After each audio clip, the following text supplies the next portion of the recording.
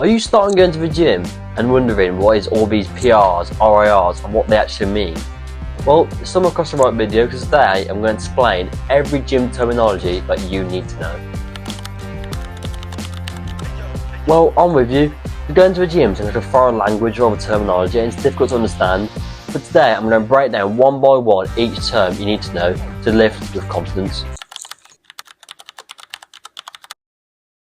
We'll start simple with repetition or reps, which is one singular movement of an exercise. Think of a squat. You're holding the bar on your back, you're at the top, standing. When you go down and back up, that's one repetition. If you do more than one repetition, that then makes a set, and a set is a group of repetitions. So then, failure. Failure can have different definitions for different people, but for me, failure is when you can't move as the weight a single inch. When the weight just isn't moving, you're full failure and your muscles are hurting to the point you're barely walking, or you can't move anything. That is failure. Not mild discomfort of when you're doing pec flies and your chest is slightly sore. That's not failure. Failure is when you can't do another single rep. So the next one that's really important, that's progressive overload.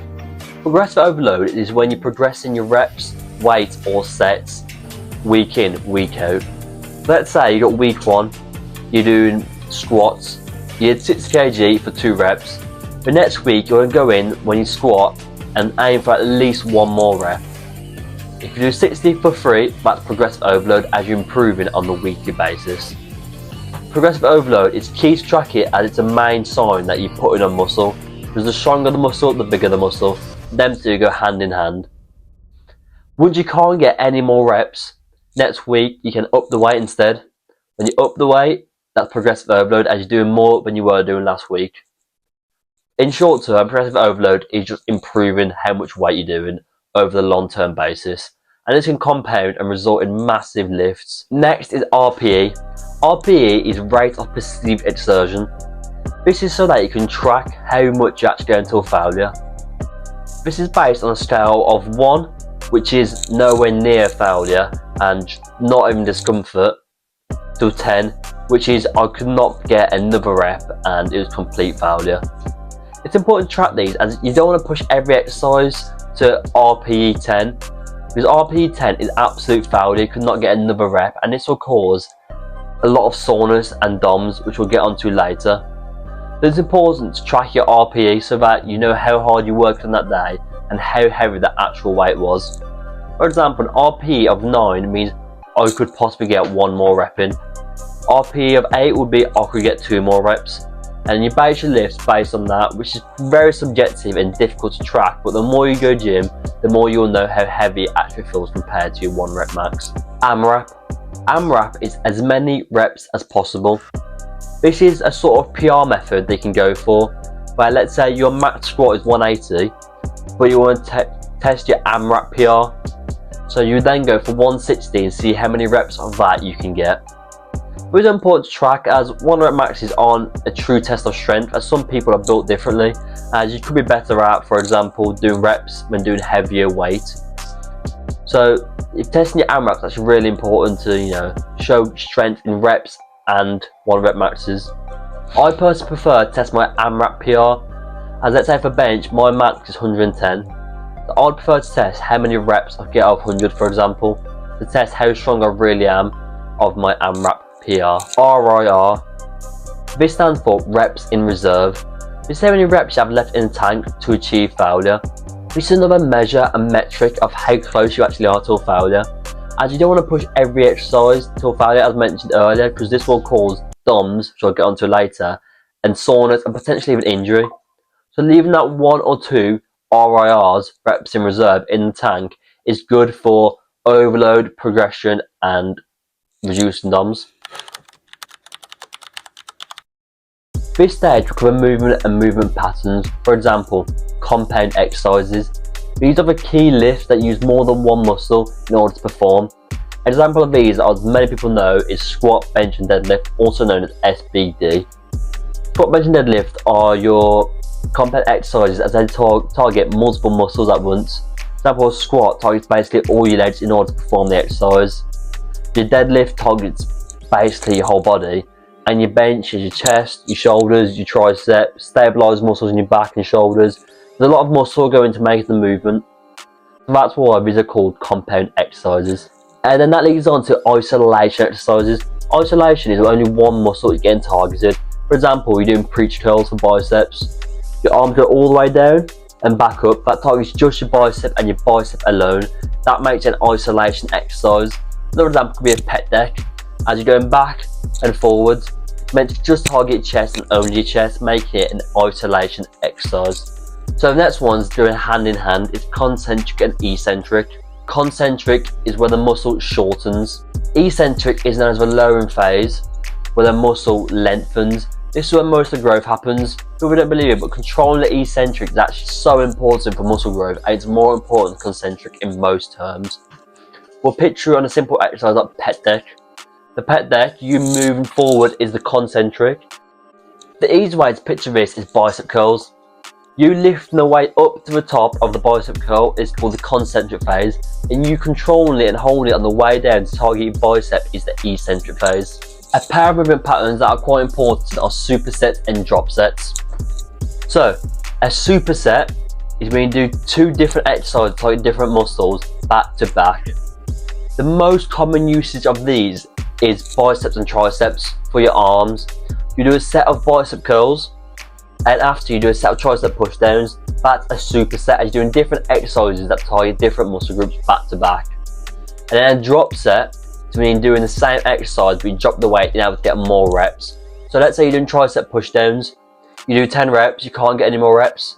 What you do next is you drop the weight and you go for more reps in order to push your muscles past failure and get greater stimulus in your tricep. These are really good if you want to just push the extra mile and get that more growth. When I do these, I like to focus on the eccentric phase as go fast down and slow and controlled on the way up. I feel like this gets you a lot of growth in the muscle that you're targeting. I spoke about this one a lot, but I've yet to describe what it is. It's DOMS, stands for Delayed Onset of Muscle Soreness. What this means is basically how sore after you work out. You know when you do leg day, you're like, oh, I don't feel that sore. Next day you wake up, you don't feel too bad, and on Tuesday you can barely sit down or walk. That's DOMS.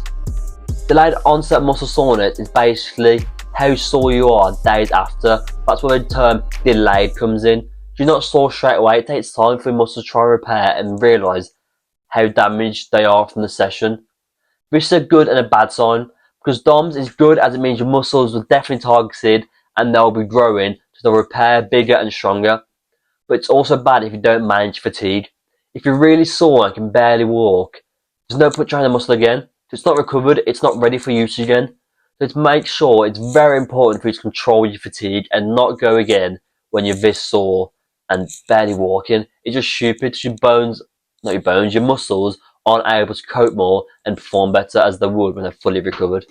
Hypertrophy or hypertrophy is a process of muscular growth from resistance training or weightlifting. This is when your muscles grow because of micro tears that happen, let's say in your bicep.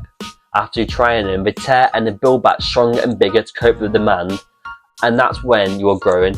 That process is called hypertrophy or hypertrophy. It's normally seen to be happening when you're doing higher reps and sets, but that's not true. You can push your muscles at lower rep ranges and still achieve the same growth through hypertrophy. So a deload. A deload is a period of time where you don't train as intensely in order to allow your muscles to recover. A deload normally for me lasts about a week, but it can last as long as you need it to in order to fully recover. This is one thing as part of periodization and progress that people don't actually use enough. But it's so important to let your muscles to fully recover, to come back better and stronger. People don't understand and use that enough. It's a great tool to utilise if you're a beginner. If you're a beginner, you don't need to utilise this as much as, let's say, me as a experienced lifter, I guess, and sometimes I aim for a deload every 6 weeks. Normally I don't do 6 weeks, it ends up being 10 as I like to push it so I'm not feeling sore enough, but it's important to listen to your body and understand when it needs time off to recover. Don't get me wrong, deload doesn't mean just don't go to the gym and skip it and, just have a good time. You know what I mean? You still go to the gym, but you do it with a tactical mindset. You go and, let's say, train at 50% intensity, so that you still got movement patterns and style movements on lock. but you're not trying to add intensely to be sore. This reduces your DOMs. If you're, for example, to deload and completely skip the gym for a week, you'll come back feeling worse. As I know a lot of people have done that, and it just doesn't end well ever. Because if you don't go gym for a week, your body forgets the movement patterns and it isn't as clean and ready for the lift as it just completely missed the gym for a week. So if you go, what I'll do is half the reps and sets and use 60% of the weight you would normally use. Overtraining, in simple terms, is training too much without enough recovery, leading to fatigue. A lot of people do this, especially beginners, going gym 5 times a week, benching every day, and then barely being able to move the chest, it's so sore. This is a really bad thing that a lot of people do, and it can cause injuries so easily because your joints don't have time to have a break and recover. Case studies from people like Jeff Nippard say that you only need 20 sets per muscle group. 20 sets isn't actually that much to think about it, as let's say people do push-pull legs. On a push day, they'll do 3 chest exercises. 3 sets, that's 9 sets already in one session. So that's why it's important to not overtrain, as you won't progress as much if you give yourself time to recover. So make sure to prioritize recovery and not doing too many sets, but making the sets count. Maintenance calories. This is how many calories you need to eat to maintain your current weight. To work this out, search for online maintenance calculator. You won't come up with the wrong thing at first, but search for maintenance calorie calculator. That will definitely help.